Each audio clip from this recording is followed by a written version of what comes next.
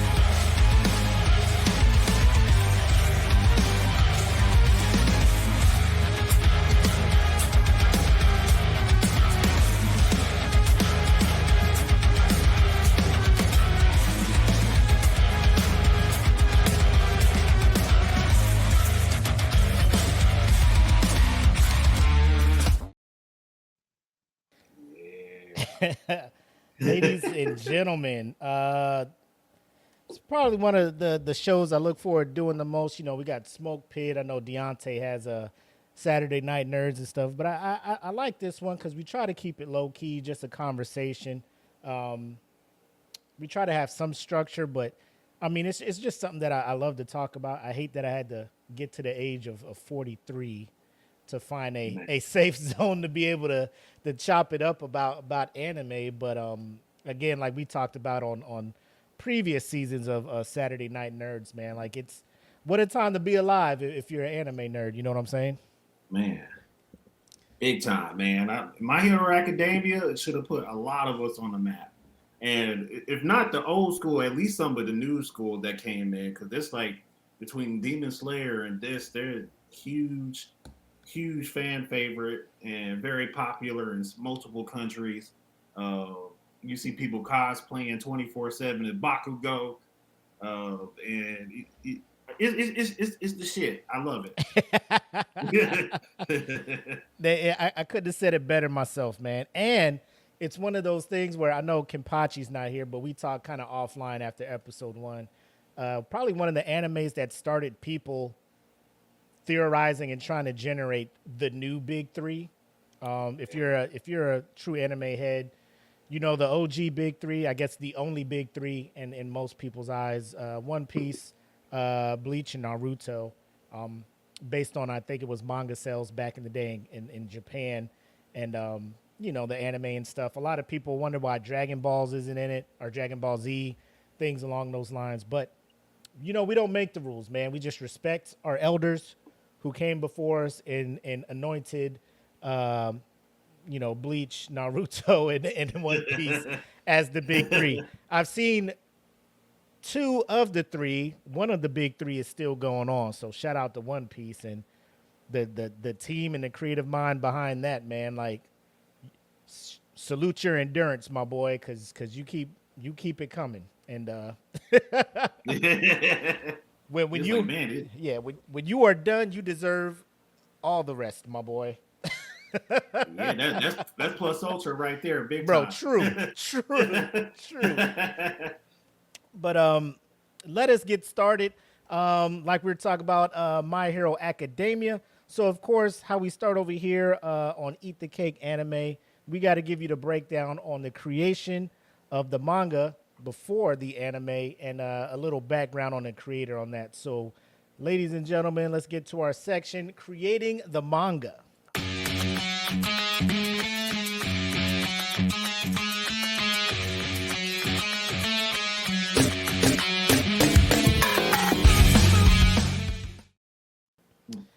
Cool, cool. All right.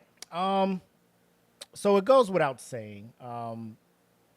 This one was created by, again, like I told y'all, episode 1. I'm gonna try to do these names justice. All right. So if you know the person and you speak Japanese, don't come for me in the comments. I'm trying. Okay, I'm trying.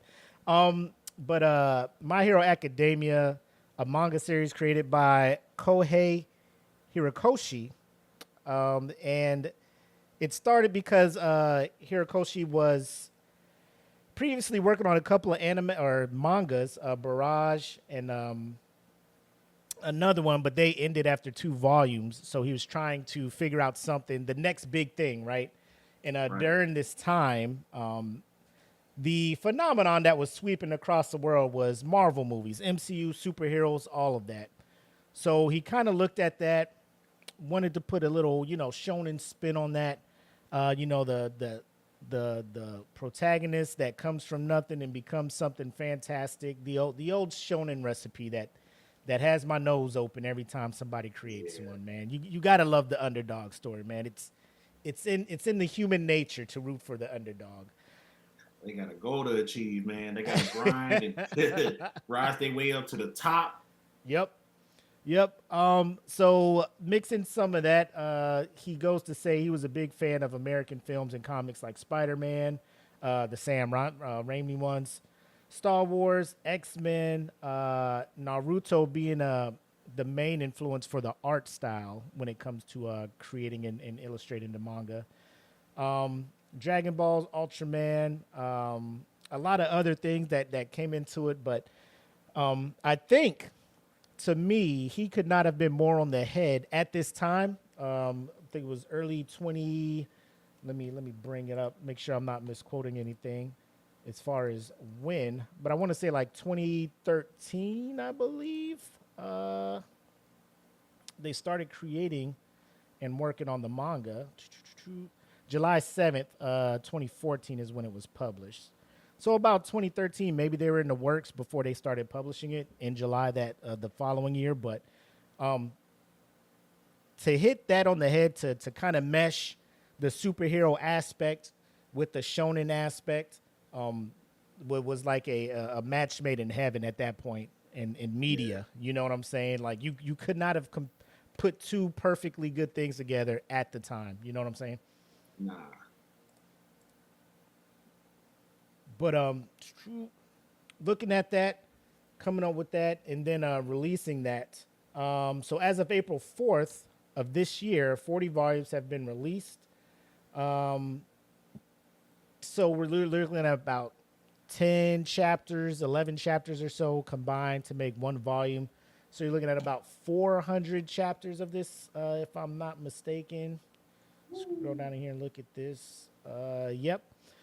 So on top of that, My Hero Academia is also one of the few anime or mangas to sell over 100 million copies of the manga. So for it only being 2014 until now, 10 years. So I think it hit 100 million this April. So you know what I'm saying? I mean, a lot of these up and coming anime and manga are like going gangbusters lately. And I believe My Hero was kind of like the gateway that kind of paved the way for Demon Slayer that came a little bit after it. But Right. I mean, like what's your take on that? Like you look at manga that have been out for years, like Bleach, 15 years, 74 volumes, that's only at 100 million, estimated. Demon Slayer, obviously in 4 years, it's at 150 and probably still climbing. People still buying that manga. Naruto's been out for like 15, 250, but The thing with My Hero is it's still ongoing, unlike Demon Yeah. Slayer. So more and more are coming. So what are your thoughts on that and the popularity of, I guess, more modern manga selling gangbusters like it's doing?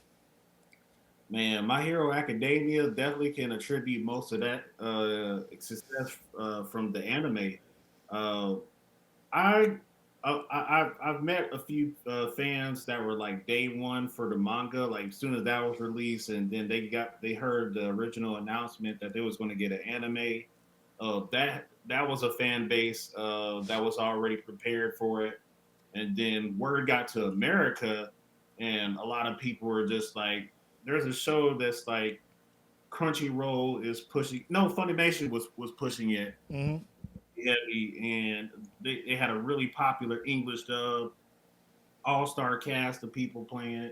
I didn't even know some of the voice actors were, but they all turned out to be a perfect fit. Because as far as anime goes, My Hero is definitely one of my top five English dub anime to watch. Like I don't have to watch it in Japanese to enjoy it. Mm-hmm. Uh, but the people that started out with the manga and transferred over to the anime, they are very pleased with how it's been adapted. And when word travels around and people keep finding out, like, yo, My Hero Academia is actually a really good shonen series. Let's go pick up the manga. So it's like working hand in hand, and their numbers is skyrocketing. Uh, for the people who do believe in like the next generation big three, my hero is definitely one of the top dogs, and it's a pretty good story. It should end pretty soon. Word on the street, the series is supposed to end this year, but I don't know how true that is or not. My man, my man Kyohei, he was quoted last year at a conference saying that it should be ending shortly, but then retracted that statement because what he is saying is this isn't going to be one of those series that ends shortly after the death of the main antagonist. That there's some play out. I would say probably along the lines of like a Hunter x Hunter. If anybody's Yeah, familiar with that, the quote unquote big baddie gets taken care of, and then you're watching it, and it's kind of tough if you're just getting into anime. If you're just there for the good versus bad, good wins, and then like there's new episodes coming out. If you were hooked to all the action and the drama of all that, and you're just seeing people, you know, living their life and he's just kind of trying to put a bow on all the characters moving forward. You're just like, what the fuck, you should have just ended it after that. But I mean, if you watched it from start to finish, it kind of helps the viewer or the reader, whichever one you're doing, either watching the anime or reading the manga, kind of have some kind of closure when it comes to all of that. So I'm not mad at it. The fact that he doesn't know when it's going to definitively end, I'm okay with. As long as the material is good and the story ends, I guess it's hit or miss. However he ends it, some people may like it, some people may not. But as long as you get to end it on your terms as the creator of this property, I'm all for it. So yeah, I definitely appreciate his efforts up until that. He's been a part of so much controversy since he put out this manga too. yes, There's been times where he was just like, I'm going to quit altogether because people didn't like what happened in a certain arc that he wrote, and it's just like, just let the man cook. Like, every author has done this before with their series. Why is it different with him? And all the harassment he's gotten on social media and all that made him like delete his accounts before, and like people wouldn't even know where to find him because he didn't have social media for a while. So yeah, it's, man, he sounds like a really good guy. It's a really fun story he wrote, and I appreciate all the American homage that he's been paying with some of these characters. So I'm fine with My Hero and everything that's been going on ever since. indeed. So we do have people watching, and shout out to everybody who's tuning in. We got my man Black in here, the homegirl Jen, Aaron, Christine is in here. Blake just jumped in, so appreciate everybody tuning in. But I'll give this question to you, Deante. So Black is in here. He's never really gotten into the anime. He's asking if the manga would be a good starting place. So would you? I mean, the anime is started like a few episodes in, probably about 4 or 5 episodes into season 7. So I mean, it's not like you gotta wait week after week. You can actually binge the manga or binge the anime or read the manga. Which one would you prefer to put newcomers to this anime on? Yeah, because if it was Demon Slayer, I would have said start with the manga first for sure. But with My Hero Academia, it's a little bit laid back. Uh, it's a very down to earth story. You could definitely start with the English dub if you wanted to, so that way you didn't you put it on sub, you turn your head for 1 second, Bro, gone. What is a whole happening? art just came out. Who is this? Why they fighting, bro? That is The one. sense of humor behind this comic too is just insane. Like it's almost like an American person wrote this series, and those of you who don't know like what My Hero Academia is about, it's basically Zuku Midoriya is he's a kid with a quirk, which is basically a superpower. Most of the planet Earth has superpowers, so it's just like you have to choose if you want to live your life the villain way or you want to choose to live your life the hero way. And he wanted to be a hero so bad, but actually, let me correct myself. He didn't have a quirk, and he gained a quirk from his mentor. That his mentor ended up being the number one hero in the whole in the whole world, including Japan, where his home is. And Izuku Midoriya gets sent to this academy called UA, and that's where they train to become professional heroes, and they'll save the day. But they have to train and do all the politics and PR that goes into it. But along the journey, he makes a lot of friends with his classmates. They all work together, and each and every character has their own individual personality and story that goes along with it. You can find one, pick a favorite, and get attached to them for sure. In English dub, it's very good voice acting. In Japanese, it's very good voice acting. I would start with the anime first, and then go back to the manga. Maybe that might help, like trigger some nostalgia. I agree. If it's already, in the animated form, it's easier to pick up and digest because trying to, I mean, you could get the Shonen Jump, app and read the anime that or the manga that way. But looking at it, if it's already in animated form and it's going, and we can confirm, it's pretty much there's not that much deviation from the manga to the anime, so you're not really going to be missing out on a whole lot. But after the anime wraps up, you want to go back and read the manga because there are some like side stories. There's some characters that don't get enough run in the show, but it I don't want to spoil anything. There are some characters that come up in the show in for a couple episodes, it bounce, and you're just like, it feels like there's something more to that character, but Mm-hmm. the show's got to move on. If you go and read the manga, you can see exactly what. Because I mean, there's a lot of characters you'll get that feeling for, like, I'm feeling like there was something a little bit more behind this person than what they let on. So, Right. but yeah, I would say if you're brand new to this property, just start with the anime. You could just binge right through it, short episodes. It's dope, but yeah, the setting, just like you said, Deante, it takes place. 80% of the population has quirks, right? And I think it just kind of puts the reader or the viewer in the position of, if I did have powers, would I use them for good or would I use them for evil?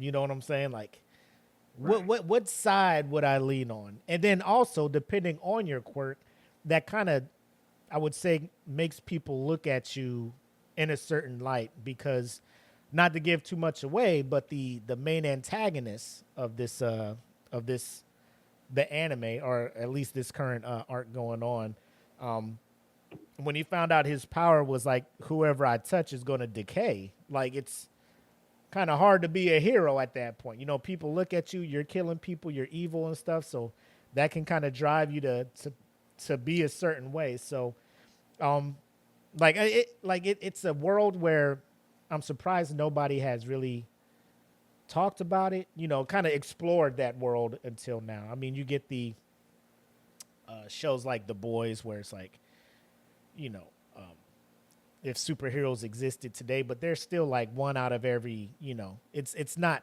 as prevalent as it is in the world of My Hero, you know. So I think that's the big thing. And then of course, like you said, the protagonist being someone who was born quirkless, which is like 20% of the population of the world. You're like the outlier, and you want it so bad, and you get this opportunity to become a hero. So he's trying to learn all the way through. And for me, I'm a sucker for you know, character development. That's why Naruto is up there for me. Watching him go from the lonely, hard headed, orphan, knuckleheaded ninja sitting on the swing to being the Hokage he is now. You know what I'm saying? Just seeing that whole development, and then now he out here with a hard headed ass kid. You know what I'm saying? So, Man. as a kid who grew into an adult and had kids myself, I'm just like, yeah, Naruto, yeah, that shit hard, ain't it? You thought, Yeah. yeah, you thought beating Madara was hard, huh? Now look at you out here Woo. trying to raise kids. Shit hard out here He's like, man, this little motherfucker won't listen to me at at all. all. And he doing everything Naruto used to do, man. So I mean, hey, listen, when y'all grow up, when parents be telling you, man, your kid's gonna be just as bad as you, bro, I trust me, that shit is real. Cause I be looking at my kids like, why are you doing? Never mind, I did the same shit. Oh Let me man. let me let y'all Like, you a learn. chip Let me off. let y'all learn, cause It's like you a chip off your dad's old block, huh? off the That's what we old doing. block there. But no, like I said, it's a oh man, it's the story, the setting, the pencil and ink, pen and ink, you know, animation in the manga, um, just amazing all around. Like I'm just when I sit and think about how fast they got to produce these things over there in Japan, Yeah. and I look at the quality of work that goes into each issue of these things, I'm just like, bro, like you are humping it out there. Like Man. you are on your job constantly, and for the quality of the storytelling and the art to not drop, like it's a testament to how much this person cares about what they're doing. And once the creator cares, bro, I'm all in. Like once I see the creator cares about what they're doing, they like it could be easy. And there's other manga properties that have done it. Just put stuff out for quantity and not so much quality. And you know they lose the fan base. You know what I'm saying? It starts people start saying and talking about it, and now you're not where you used to be. Um, you know, Promise Neverland. So it's one of those Yeah. things. And Seven Man. Deadly Sins. You know, like there's a lot of examples out there, but it's good to see that Kohei and his team of editors and stuff. And shout out to his editors that aren't really, you know, pressing him too much, trying to get him to change too much from his original concept and things like that. I feel like that also kind of gets in the way of the consumer, the fans, getting the creators' intent and Mhm. like their full intent of what they want you to get from the art. You know, so when you got editors and companies that back off, and like you said, let my man cook. Yeah. That's where you get it. You know. Yeah, Uh, because it's like the entire cast is comprised of, well, not the entire cast, majority of the cast is comprised of teenagers and hero academy students. So a lot of this is just like watching each and every single one of them grow up in their own sort of way. We get to watch Midoriya mature a little bit. Bakugo, woo. which is like he's a very interesting character that y'all will be meeting very soon. Even he grows up a little bit, so it's just like, man, to be a hero, you really have to put on like your adult shoes and get out there and face like things that you're afraid of and overcome things that was holding you back. So I really appreciate this story. Indeed, indeed. Yeah, Blake came on and he said he heard that it'd be a good introduction into anime. And based on your love of comics, Blake, I would say that, like, you know, Kohei was just like, I know a guy named Blake Hitman. I know what he's into. Like, this could not be the better.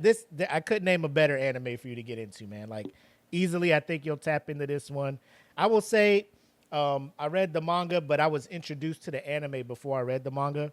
Um, and throughout, reading it and watching it, like, my favorite character has changed probably 6, 7 times. Like, oh, I'm really rocking with this. Nah, this my dude now, or this the homegirl right here. So it, and I think that's also incredible when you have a show where, like, the character development of everybody, you're just like, they may not be like the most shining, the main character moving forward, but in that moment, they realize something, or they mature to a point where, and you're just like, that's my motherfucking dog right there, man. This is my Yes, sir. motherfucking dog right there. Yes, Yeah. sir. That's my motherfucking dog right there. He grew up so fast. Yes, sir. But so we showed love to the anime, or the manga. Like I said, 100 million copies sold and climbing. So who knows where the final number is going to be for this one? But Kohei, just keep the great content coming, and over here at Eat the Cake Anime, we're gonna keep watching it, we're gonna keep reading it, and keep promoting it, man. So salute to you, sir. And now I think it's time that we talk about what the show's kind of based on, the anime portion, and talk about the animators, the studios, and the reception that My Hero's been getting on the anime side.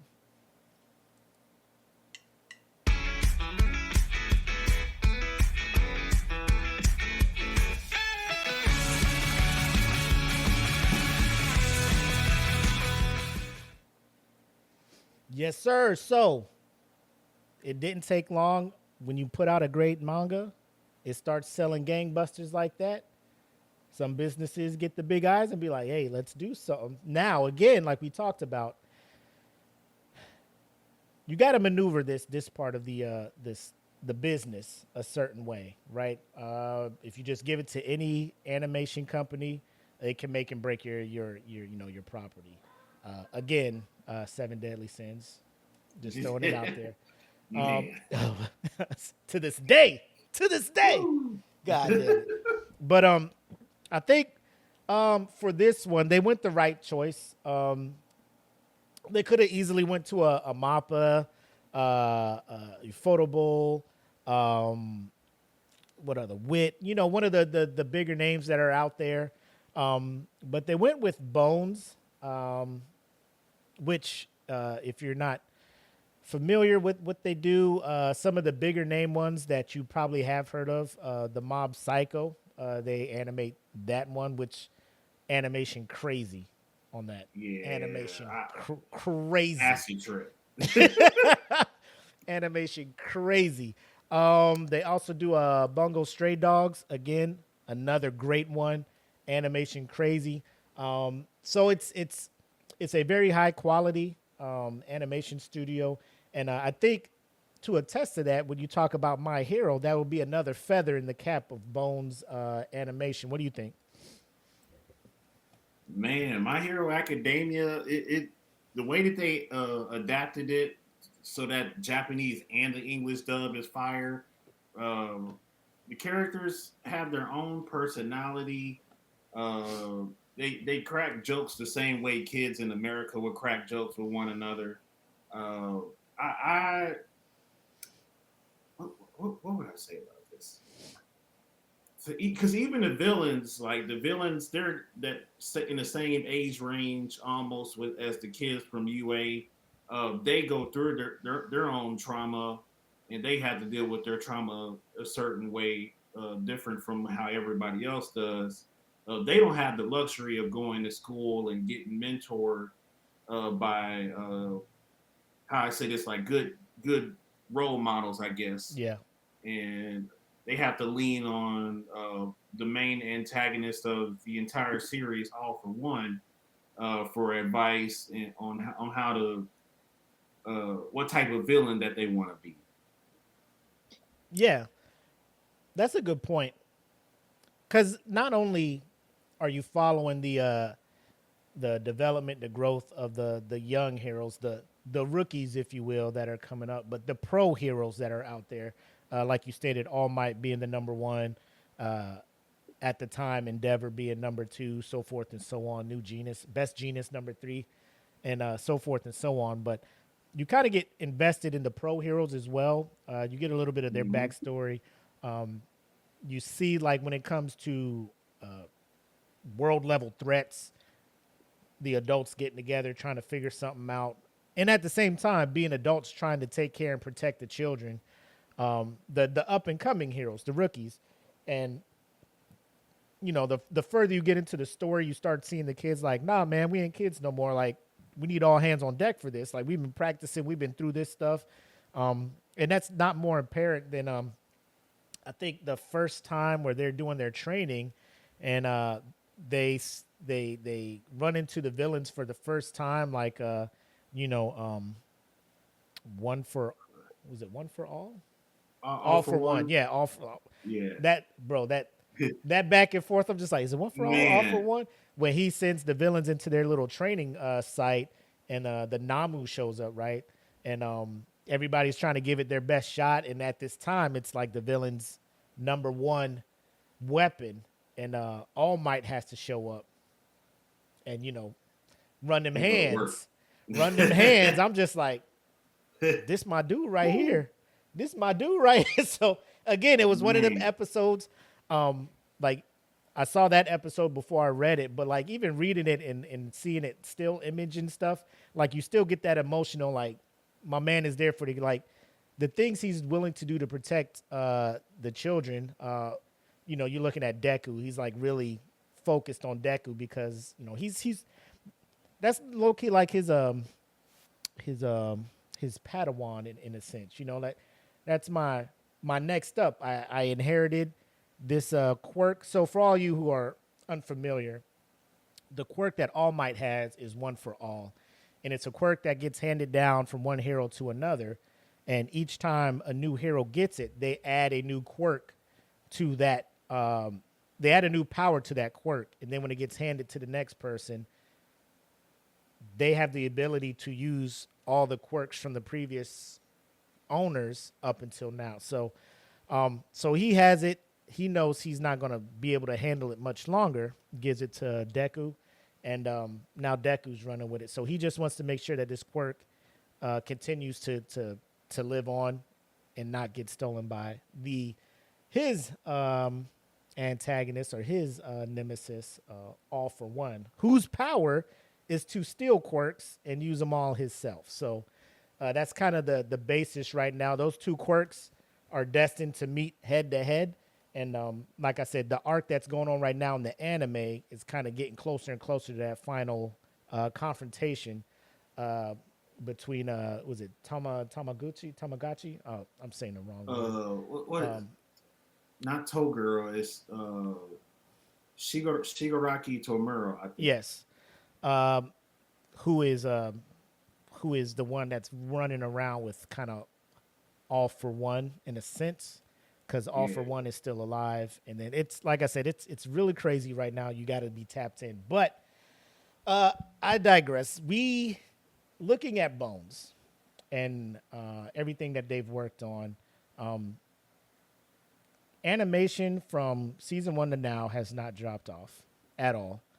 I'm sitting there looking. I haven't seen anything fishy, you know, as far as making workers do all of that stuff. So again, another great company, and they seem to be doing justice to the writing and to the source material.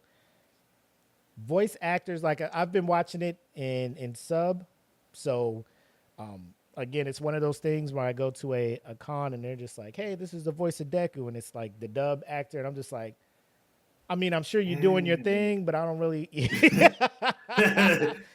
So I think like when I do a rewatch or whatever, I may watch it in the dub. You know what I'm saying? Just to show them some love too. But the voice acting is phenomenal. It's like you said, they get the emotions right in it.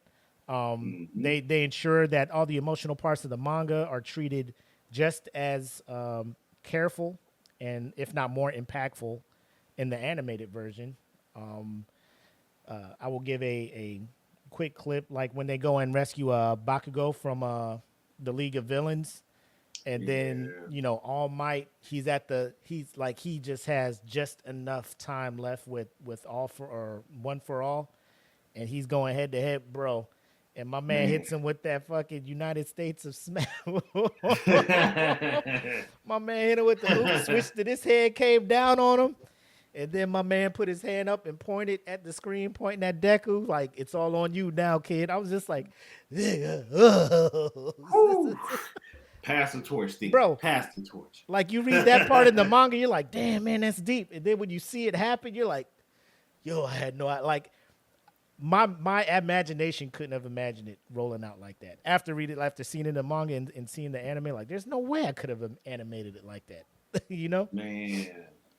I give them all the props for that because it takes a lot of effort. It takes a lot of concentration and attention to detail to get everything right.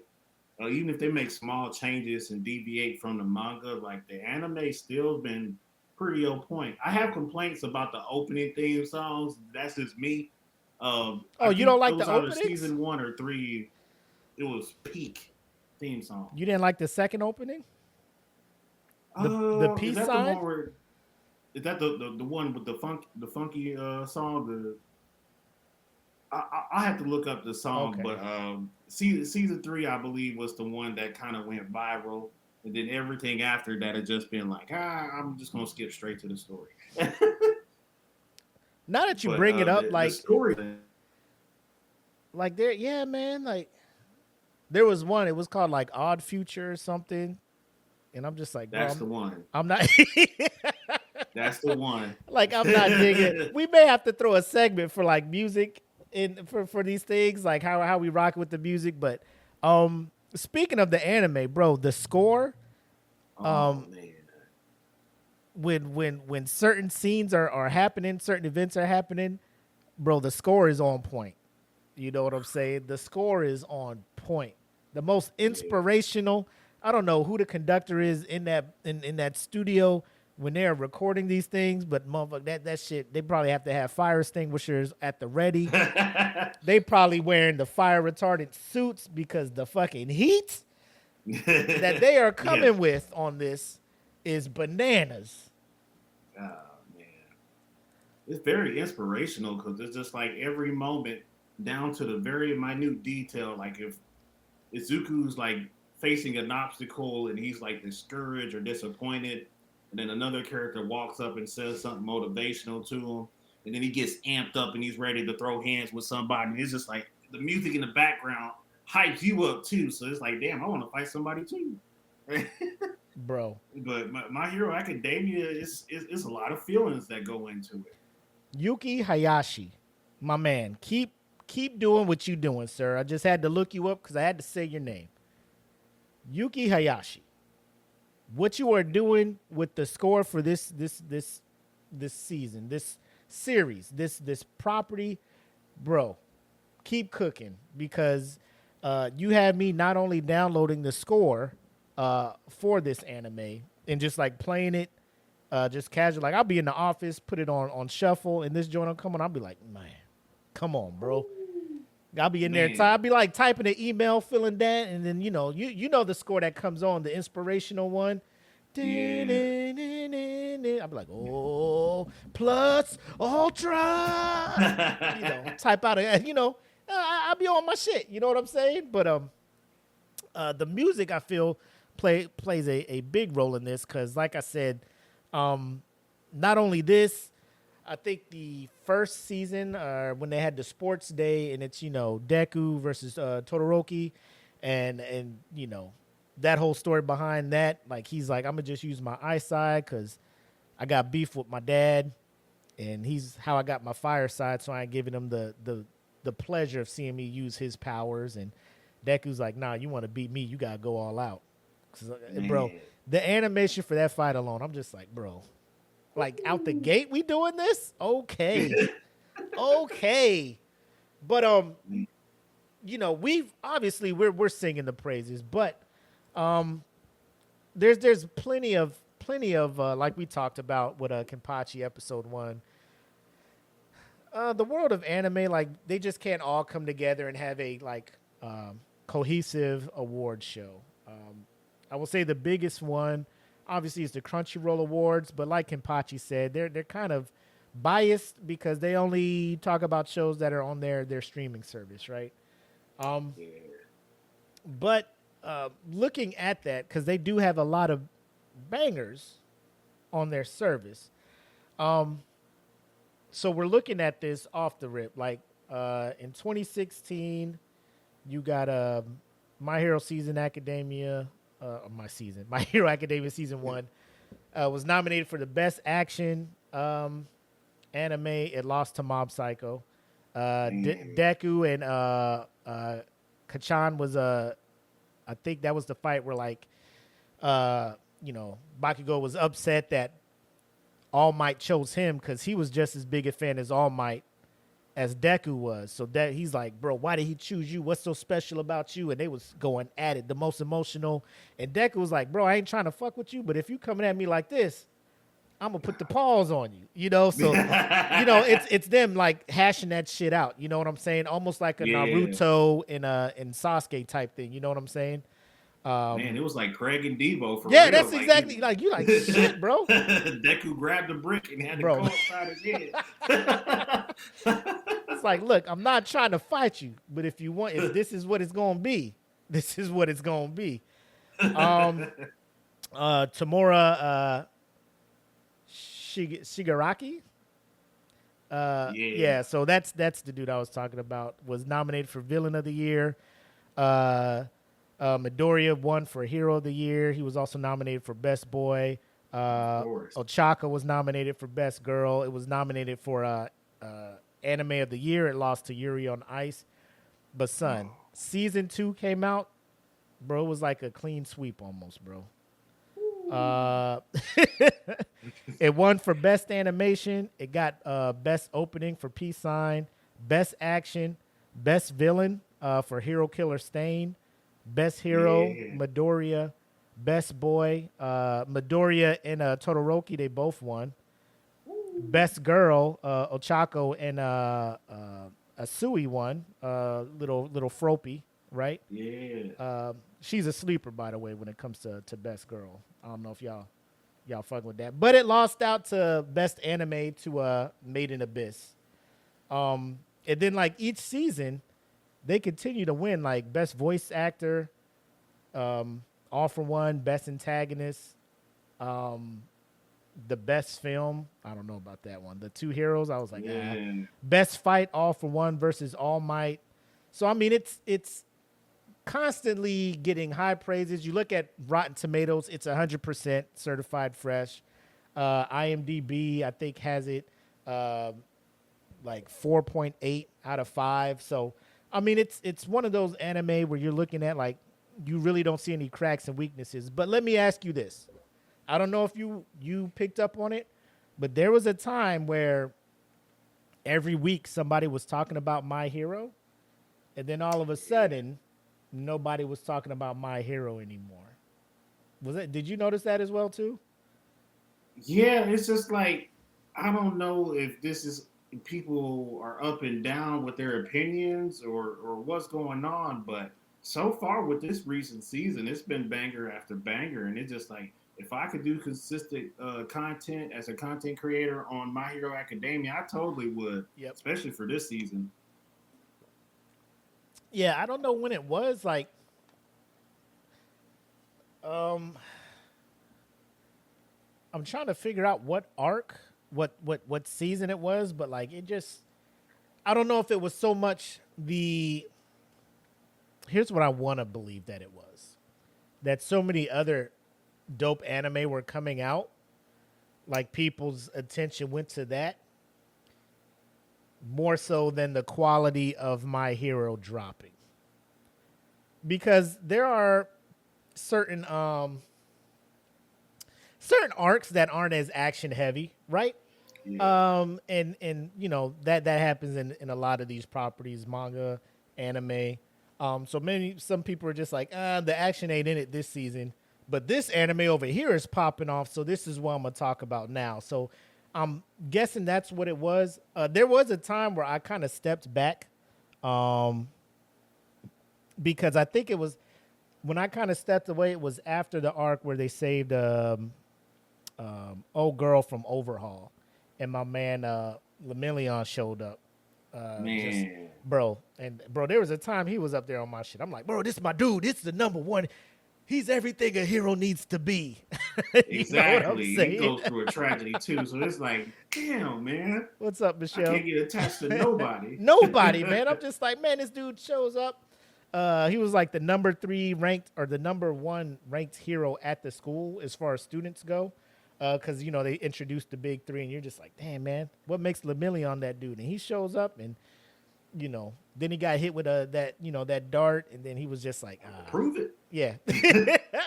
But you know, even though he knew he was going to get hurt, like his powers were not there no more. Like he was still taking them hits to protect old girl because he's like, this is what a hero is about. And you know, that's why, you know, I'm a sucker, bro. I always like to see Man. the good in people step up, like just people just doing decent stuff.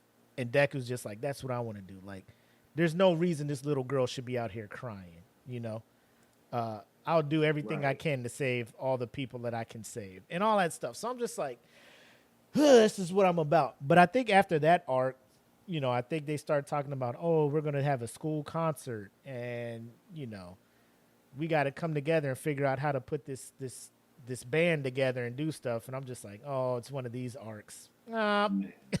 Yeah. And I kind of Man, fell I off. think I ain't one gonna of hold it. I'm not gonna hold nobody. You know, I fell off of it. I ain't gonna lie. yeah, there was certain arcs where just like the pacing kind of killed the vibe a little bit. Like I followed along the story about as closely as I could, but it was just like there. You start the series off with the way you did, Yes. and you get to like a halfway point, and you're just like, man, I gotta take a damn break. It's like, this might not go over well with people. Yeah. He So I mean, it was went hard. Oh bro. man, Let's talk about 0 to 100, man. Like you were yeah, you were well, like, bro, man. These kids get no breaks, bro. Like when my man Deku was out there trying to save the little water squirt kid from Muscular, and my man was out there just hulking up, and I'm just like, bro, Deku, you might take this L. You know, like you might have to take this God, L. But I mean, it's stuff like you go from heavy episodes like that, and then you know they take out one of the big bads, Overhaul, who's been just causing all kinds of damage and stuff around, and they end him. My man was able to use all for one 100% full cowling because of I think her name is Erie. Her quirk is yeah. to rewind, so all the stuff that he's damaging, she's renewing it so he can just go all out the whole time. So you get to see that for the first time. You're just like, bro, this shit is wild, man. And then it goes from that to, you know, they're back at school, and it's like, hey, we got to put on this school fair with the other hero schools and all this stuff, and we don't get along, and I'm like, boo, fight, Man, punch somebody, like, what? please. I want to see Where's stuff the get action? blown up. Yeah. So I think. no, go ahead. Oh yeah. Yeah, I think one of my favorite moments. I'm not gonna get too spoiler heavy with this one, but what y'all need to know is, or look forward to, is there's a scene where Lemillion and Deku meet Overhaul for the first time, and Eri is with him, and she's just like stressed out, look like she's been doing not too well, and she's scared of being with Overhaul. Deku immediately picked up on the vibe, and he was just like, "Hey, if you want me to beat this dude ass, Yep. it's on right now." And they were standing there ready to square up and throw down with like a very dangerous villain out the gate, and whew, I got goosebumps from seeing that scene. And there's so many more scenes just like that in My Hero Academia. So look, you got a lot to look forward to. Yeah, I know exactly the part you're talking about. And like Deku was just like, bro, I'm about to fight this dude on sight. Like, I'm probably not ready, but you know, I'm gonna have to get there. Like, I can't let him take her because I could tell she doesn't want to be there with him. You Mm-hmm. know, so yeah, it's one of those where that happens, and that's probably why people kind of fell off because you know Demon Slayer comes out and people are just like, bro, this is the new hotness. JJK comes out, this the new hotness. You know, Chainsaw Man coming out, this the new hotness. You know, it was so many, you know, new shonen big name things. Attack on Titan was coming back out with seasons, so people are just like, oh, we back on this now. You know, so I feel like that's kind of why the buzz around My Heroes kind of flamed out. Now you got like Mm-hmm. Kenpachi talked about last week, Kaiju number 8 is on the scene. But here we are still talking about My Hero, just putting it out there. Yo, dope, dope show. Please check it out. This season 6 was probably one of the best seasons of anime that I can recall in a while. The last few episodes, the reveal of who bro, I ain't trying to spoil it, but Endeavor was just like, nah. No, no, no, Wait no. a Wait a minute. You died. minute. So you Yep. thought.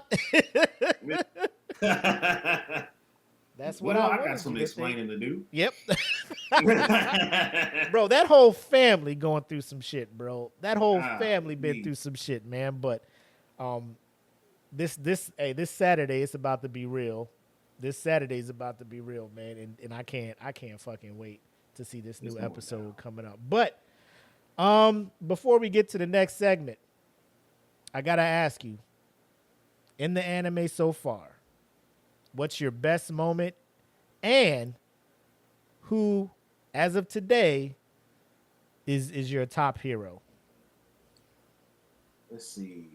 I may have to do two because I know pro hero and student wise, man, it's so hard to just pick a guy. And everybody's had their moment to shine in this series. That's what's so crazy about it. Because outside of One Piece and maybe somewhat Naruto and Bleach, not a whole lot of anime will give each and every single character their moment to just go ham. Right. And in My Hero Academia, everybody has gone ham at least once. So it's just like, who had the hammiest moment out of all these guys? When I first started the series, of course, I was team is Midoriya, but I also really liked Ingenium, who is what is his name? Ida, something Ida, and he's the class president Yep. for Midoriya's class, and his brother let him inherit the suit. His quirk is basically super speed. He has an engine in the back of his legs, and he can just take off on people. Uh, he got the suit in the Stain arc, where it was one of the most iconic My Ooh. Hero villains. And man, him and Todoroki and Midoriya went through hell just to take Stain down. But they were about that life, though. And those whole 3 or 4 episodes were like my favorite moment. Uh, so that's the student hero for me. Ingenium, and I guess I could tie him with he's the guy with the dark bird. I can't remember. I can't remember his name Oh, off the top of my Tokiyami. head. Yeah, he's a pretty dope character too. He's had about a couple arcs where he went crazy. As far as pro heroes go, I would say Eraserhead. Eraserhead has the quirk to turn off your quirk, Yep. and whew, that is very inconvenient for the ops. So I would say that's probably like OP as hell, bro. Like yeah, he's like a broken character, but I love how they how the writer writes around that. You know what I'm saying? Because it'd be too easy. He just show up and stare at somebody. Like if he blinks, loses eye contact or anything. So that's why he continues to walk around with them eye drops. Or is somebody got to continually like moisturize his eyes while he's staring? Because like one blink or whatever, bro, and it's trouble. So right, but he's got to go into combat with like that, and only thing defending him is them hands and that little cloth that's wrapped around his neck. Like God. Yep. Man, bro, the character list for this thing is ridiculous. Like I said, there's and you said it too. There's so many you can choose from. But like if I was gonna go with favorite moment, I'd have to say, you know, when my man Lemillion was out there, aka Mirio, was out there fighting Overhaul, showing up, saving Erie. That was a moment for me, man. Like I was like, my man is up here. When it comes to like Shoto Todoroki, man. Like I ain't sleeping on Deku. He out here doing his thing. Like I love when he kind of went in this, was it previous season? Late last season when he was like on his vigilante. It's all on me. I got to take care of this stuff. And you can see Deku art. Yeah, when his costume started getting a little, you just like, ooh, my man is not, he down bad right now. My man down bad. He about to fuck something up for real, waiting for my man to show up. He's like, I'm just waiting for him to show up. When he show up, it's on sight. And his friends came through and the power of friendship thing. But, you know, I allow it. He was in a dark place. He a kid. Let him come back to the light. For pro hero, damn. Eraser is up there, man. Eraser is up there. I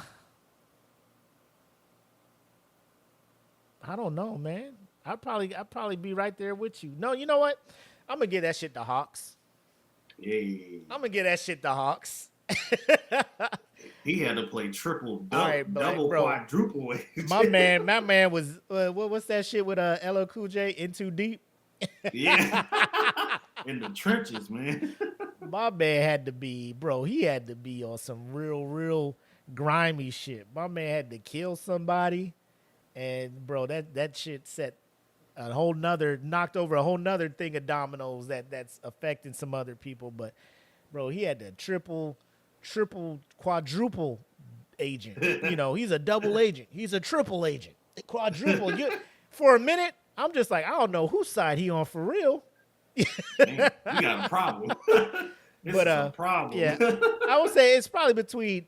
For a minute, it was between Hawks and Endeavor. Like, at first, I wasn't fucking with Endeavor, but when he came through, I think when he was just anointed being the #1 hero, came through, took out that Namu, and I was with him and Hawks was both tag teaming it. I was like, all right, Endeavor, you may have something here.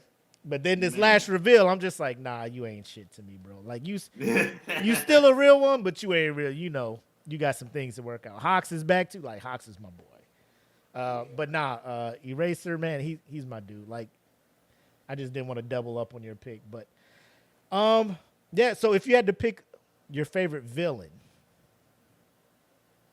who would it be? I know him. At this point, it might be low hanging fruit if I say Stain. Stain, man, I'll switch it up for this one.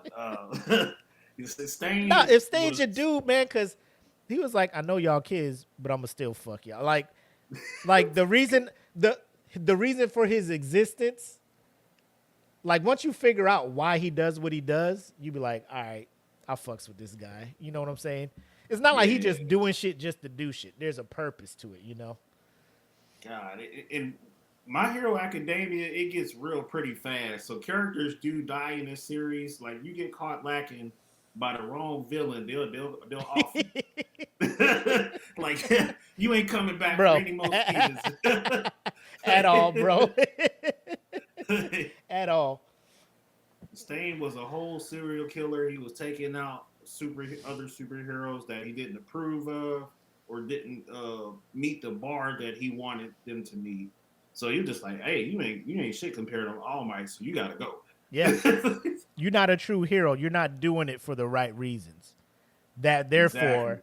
therefore you gotta go. Like people that are just in it for the fame, he was taking them out, bro. I was just like, God damn. My man wild. Stain wasn't My no man joke wild. at all, man. When y'all meet him, y'all see why we were raving over him so much. Mm-hmm. I done already forgot what his quirk was, but it was pretty nasty. It's not blood. It's something with the blood. So like if he cuts you and tastes your blood, like you freeze, like you can't move. You know what I'm saying? And that's how he uses it. Like once he freezes you, like he ends you at that point. So good on I think it was your boy uh Idia or Yeah. yeah, who figured it out in the middle of the fight because once they figured that out, it kind of helped them turn the tables on them. Yeah, Uh, so they had to keep their distance from yeah, him. yeah, yeah. Um, I think for me, fuck, man. Right now, the person I'm fucking with right now is probably Dobby. Oh man. Now that full arc came through, I'm just like, Whew. you He the could, man now. like you He the could you man you now. could be mad. I fucks with you. I understand. you know, I understand why you mad, bro. You just trying to, make your dad happy, and he like, chill, pop, like, chill out, get out of here, Yeah. and you just like, all right, bet, you got a favorite kid, you ain't fucking with me, your firstborn, all right, fuck it. Hey, Yeah. listen, I'm gonna show you something. So, yeah, this next episode about to be wild, but, yeah, first of all, hey, thanks for tuning in, Black Man, appreciate it. And if you get back to listening, solo leveling is the truth, man. But season 1 is done, so if you need something to tie you over, My Hero's here for you. That's a fact. I would say the one that is probably intriguing to me is Himiko Toga. Yeah. Like her mental state, and I mean you get a little bit of her backstory and stuff too. So you kind of it's one of those things like we talked about. Like once you realize what your quirk is, people kind of look at you weird, and hers is like, you know, she's almost like a vampire. Like she needs to a supply of blood, and people are just like, "Oh, you're so evil, blah, I hate you." And then, so it's easy for her to turn towards the side of villainy, but her attachment to Deku is crazy, and Yeah. the funny part is like old girl Ochage ain't trying to have nobody talk to her dude and shit, so No. so that's why they Woo. they button heads a little bit. I'm just like, all right, Deku, you got here, you got him fighting over you, my boy. I see you, my man Midoriya, young Midoriya out here. Honorable mention to my man Bakugo out here with his long ass name now. Just call him Oh, Dynamite. man, yeah. Yeah, my man was like, yeah, that ain't me no more. Call me this. I'm like, yo, they really doing that. Woo. But his arc is crazy too. So to see it from season 1 to where it is now, like he has to be somewhere on your list. So honorable mention. He in there. I gotta say his name. Shout out to my man, Big time. Bakugo. So normally the next segment is reserved for Kenpachi to put people on. But I bring this to you, Mr. Deante the Giant. Young Deante the Giant. Yes, sir. Is there an anime you would like to put people on? And if so, we can transition over to that. I got one for y'all. Ooh, ladies and gentlemen, buckle up as we present to you, or as Deante will present to you, an anime that you should probably put on your radar.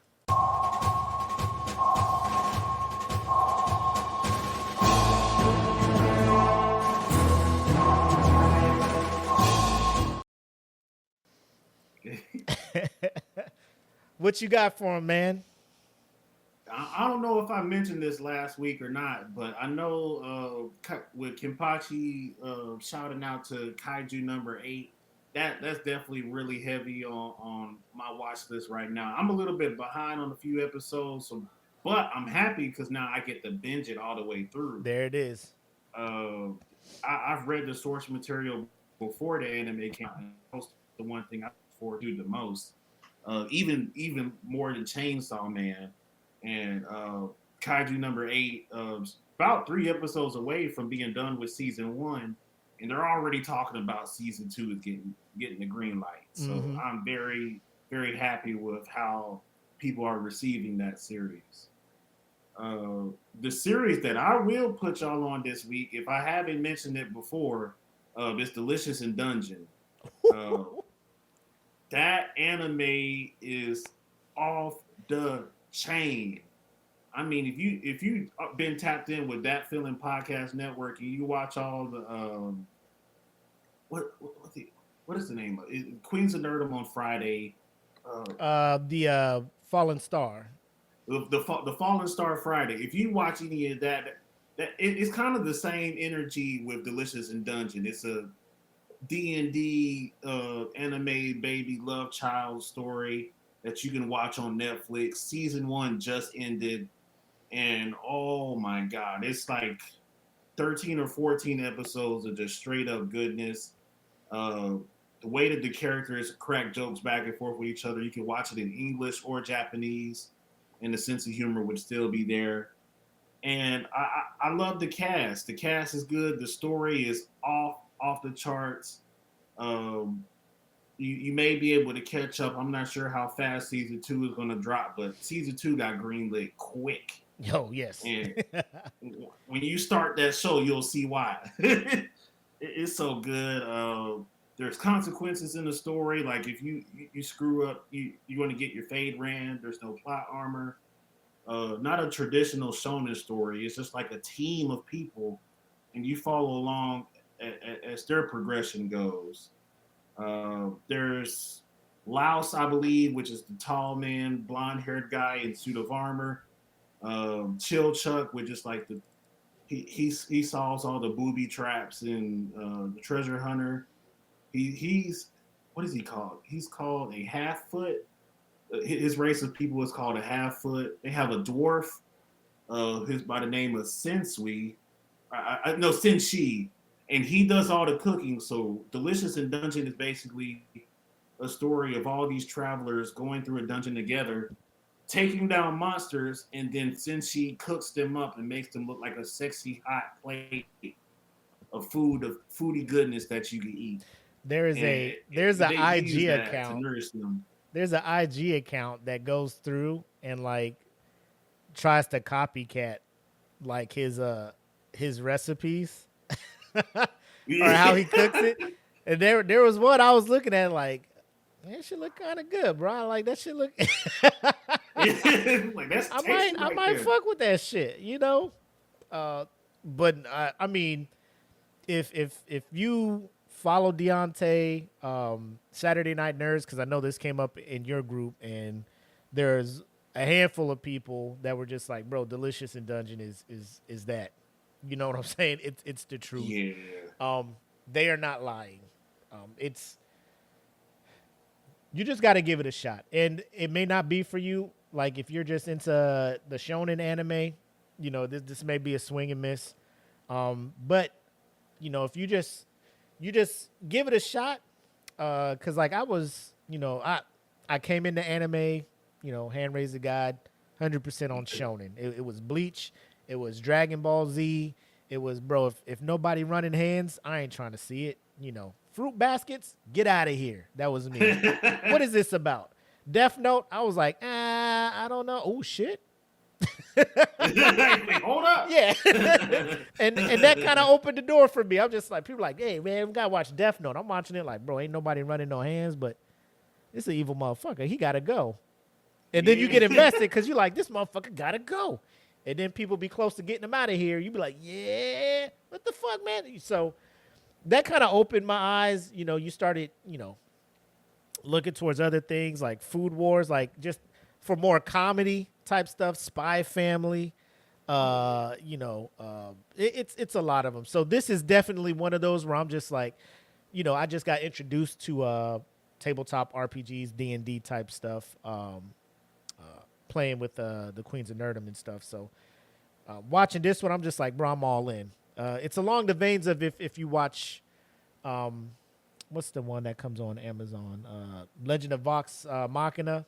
It's like Yeah. that, but like in this animated form, this anime form, and the party, the characters dope. You know what I'm saying? The chemistry between them all is cool. So, yeah, I agree with Deante. Like this, if you have not seen this, it's on Netflix. Give it a shot. I'm pretty sure everybody has Netflix, or you know somebody that has. You know what I'm saying? You know somebody that Yeah. knows Got a you. You got profile. a profile. I'm just saying, you may not have it, but you may have access to Netflix.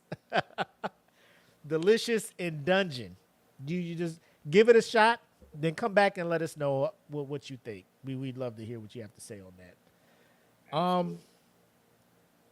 Bro, I'm trying to think of I think Kenpachi already mentioned Shangri-La Frontier, didn't he? Last week. Oh. He kind of mentioned that a little bit. And that's another one that's kind of a RPG type game ish. So I'm a sucker for that. Sword Art had me on that, and then they started doing some other stuff. But Man. we'll have an episode on Sword Art in the future. But that has to be discussed at a certain time. When you talk about animes that were like up here, then went down here, and then they doing some other stuff. But yeah, so Delicious in Dungeon from Deante and Shangri-La Frontier. The main character is wild. He's so Man. he's all about playing like games that are like ridiculously hard, like like games that are broken, and people are like, man, this game's too hard. He's about beating them, and then he's looking for the next one. Somebody recommends the Shangri-La Frontier. They're like, bro, this is the game. It's like the Fortnite of its time, or the WoW of its time, if you will. And again, it's an anime, so you get immersed in the world. And he's that dude that's just under leveled, trying to take on over leveled characters because he has the skills to do so. And the character he creates is wild looking. So I mean, you got to check it out. I know it's on Crunchyroll. That's where I've been checking it out at. I'm pretty sure it may be on some other sites. But yeah, it's, I guess the theme of put on your radar this week is kind of getting into these RPGs type anime. So yeah, Delicious in Dungeon and Shangri-La Frontier, put them on your radar. But I think it's time for us to get back to our regularly scheduled programming.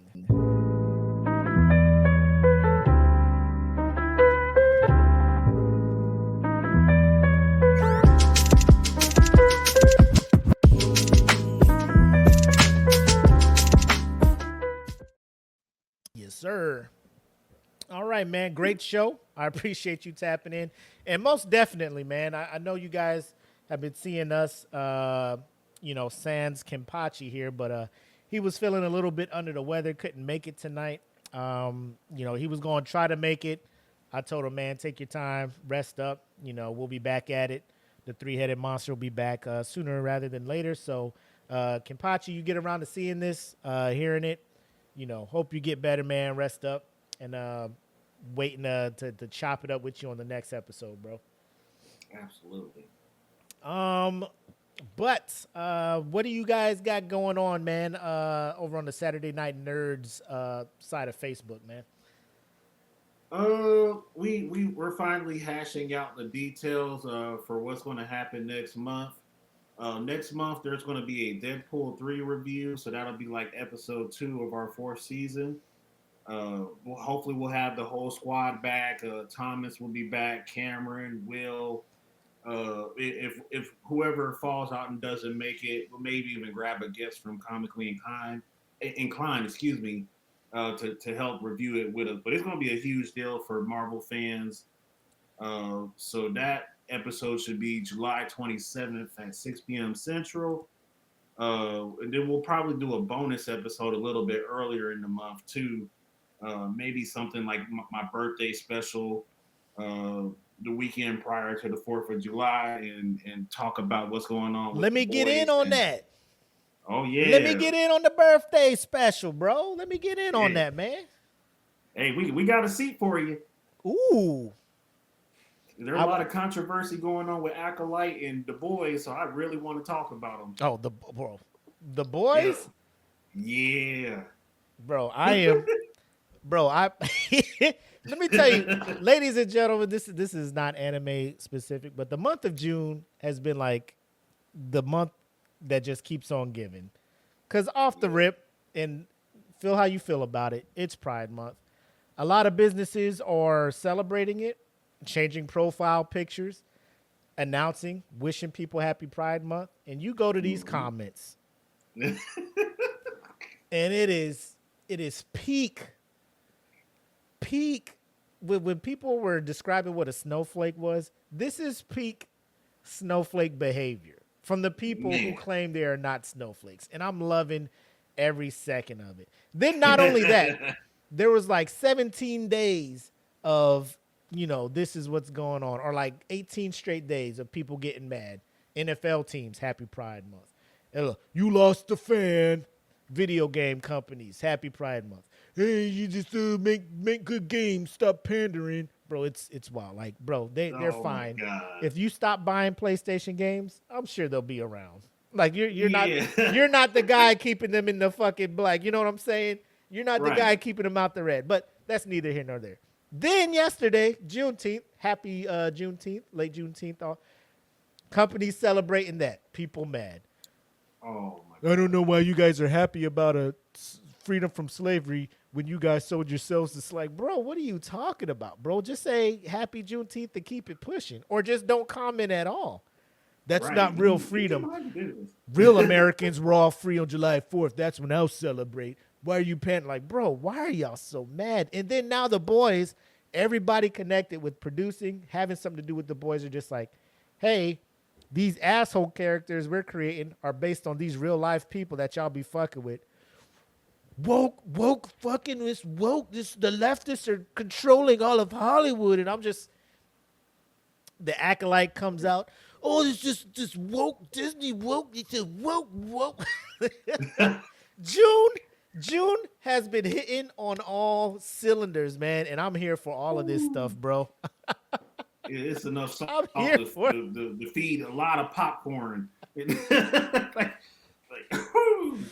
Like Bro. you take all this salt and kill an army of snail with this. And like, God, I most can't wait to talk about that, man. most I've been definite. I gotta be in on that. I got to be in on that. Cause I'm petty, I don't know if you guys are aware. A little bit, just rub it on the wound a little bit. It'll help you heal. Just get over it real quick. Be a man up. But yeah, so that's dope, man. Birthday special, possibly not concrete yet. But yeah, I hope this Deadpool and Marvel, man, hits like Marvel needs it to hit, because I like their approach on not throwing 5-6 movies out a year, just kind of focusing on this one here, I think, and then they're just going to move into next year. I think a lot of that was based on the stuff happening with Jonathan Majors, but that's neither here nor there. So cool, man. Most definitely. And then on the DFPN side, obviously my man Black just had a interview with Demo Diamond, the new Mission Pro Wrestling champion. That should be up and out for you guys to check out on the No Gimmicks podcast page. Fallen Star came out last Friday. It's about to drop again tomorrow. Smoke Pit will be live tomorrow for the Patreon members, but then it'll drop on Monday. You know how we do. And for the Patreon members as well, I know this week there was Sans Make It Make Sense, but I'll make it up for you this coming Monday. And the reason was work was crazy this week. This First Sergeant life is sometimes you get some busy weeks, sometimes you get some slow weeks. Last week was a busy week for your boy, so man. we just leave it at that. There might be a story time in this week's Make It Make Sense. So I'll just say that. But names will be changed to protect the innocent.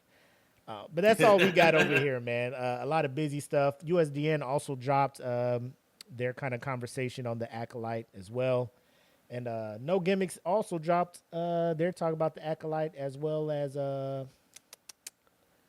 what did they talk about? Oh, WCW. Who killed WCW? So it's a lot of stuff going on both on the Saturday Night Nerd side. So if you're not following them, you're wrong. Get with them on that side, and then as well as DFPN. So outside of that, man, I'm done with announcements and stuff. You have before we bounce, is there an anime you want to talk about next week? Or you can't think of one right now? Off top of my head, I have like a big old cluster of them and trying to decipher which one would be like the sweet spot for everybody. Yeah.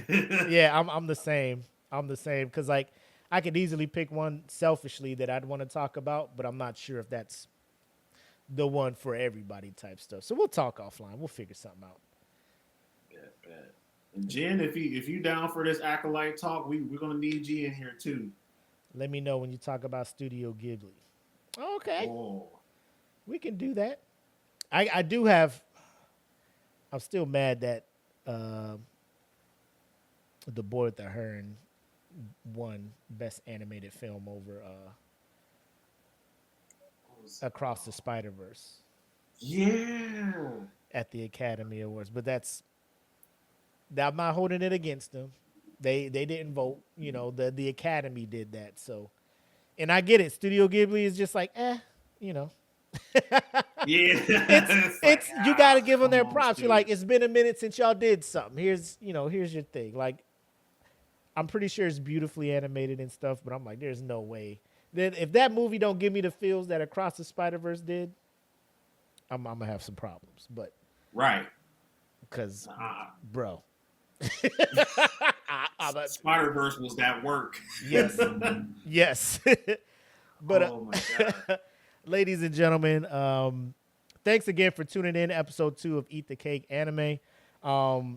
We appreciate everybody who tuned in, everybody who left a comment. If you know somebody who digs anime, go ahead and share the stream. Have them come through to the page. Follow Saturday Night Nerds, DFPN. All of that good stuff, man. That's where all of your anime talk will be happening. So, unless you got anything else for them, my boy, we can go ahead and play the outro. Thank you for having me. Hey, anytime, my guy. Y'all take care. Be easy. Peace. Peace.